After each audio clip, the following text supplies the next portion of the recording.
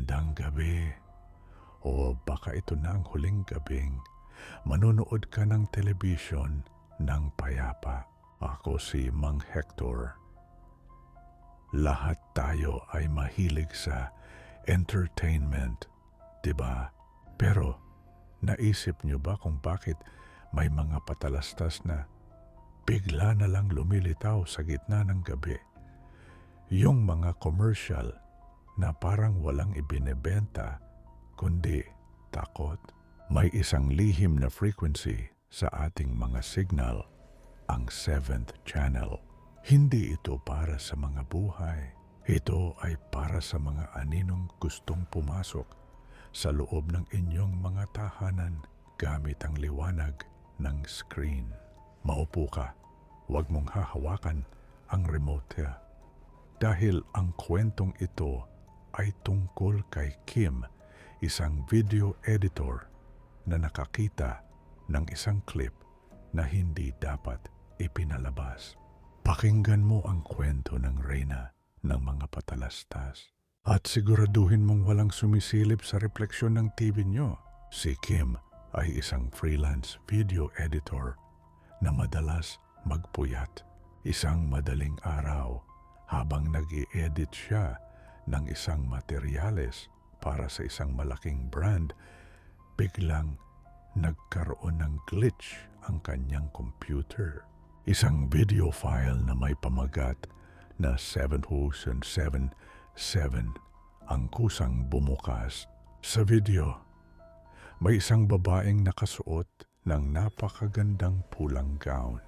Nakatalikod siya sa kamera habang nagsusuklay sa harap ng isang salamin. Ang tunog ay isang masayang jingle ng sabon, pero ang mga liriko ay kakaiba. Kinis na hanggang buto, puti na parang bungo. Akala ni Kim ay biro lang ito ng mga katrabaho niya. Hanggang sa dahan-dahang lumingon ang babae. Wala itong muka, tanging isang malaking bibig na puno ng mga sirang ngipin ang nasa gitna ng kanyang ulo. Mabilis na pinatay ni Kim ang kanyang monitor. Pero ang jingle ay patuloy na tumutunog sa kanyang mga speaker kahit unplugged na ang mga ito. Kinabukasan, kahit saan tumingin si Kim, nakakakita siya ng mga patalastas ng babaeng nakapulang gown. Sa mga billboard, sa EDSA, sa mga poster, sa grocery, at pati na sa mga pop-up ads sa kanyang cellphone. Ang nakakatakot, sa bawat pagkakataong makikita niya ang babae, mas lumalapit ito sa frame. Isang gabi, habang naliligo si Kim, nakita niya ang babae sa refleksyon ng baldosa. Ngumiti ang babae, isang ngiting lumagpas sa kanyang mga tenga. Gusto mo bang maging bida, Kim? Bulong ng boses mula sa drainage. Sa tindi ng takot, tumakbo si Kim sa kanyang sala. Pero lahat ng telebisyon, cellphone at tablet sa loob ng bahay niya ay sabay-sabay na bumukas. Lahat sila ay nagpapakita ng iisang commercial, ang libing ni Kim. Nakita niya ang kanyang sariling katawan na nakahiga sa isang mamahaling kabaong at ang babaeng nakapulang gown ang nag-endorso ng serbisyo ng punerarya. Dahil sa huling hantungan, dapat ay laging bida, sabi ng babae habang nakatingin ng diretsyo sa mata ni Kim sa pamamagitan ng screen. Naramdaman ni Kim na ang kanyang balat ay nagsimulang maging pixels. Ang kanyang mga daliri ay nagiging maliliit na tuldok ng liwanag.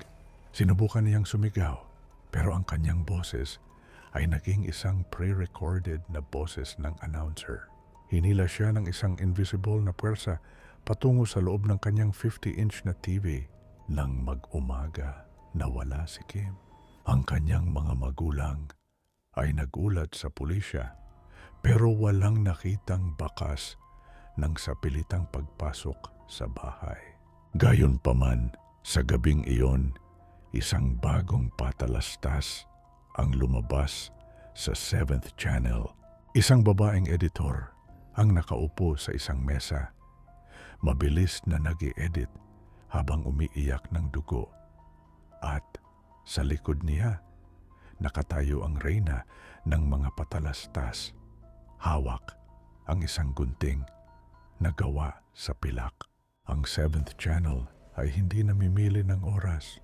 Kaya sa susunod na makakita ka ng commercial na tila kinakausap ka, patayin mo na ang TV dahil baka ikaw na ang susunod na product of the month ng kabilang buhay.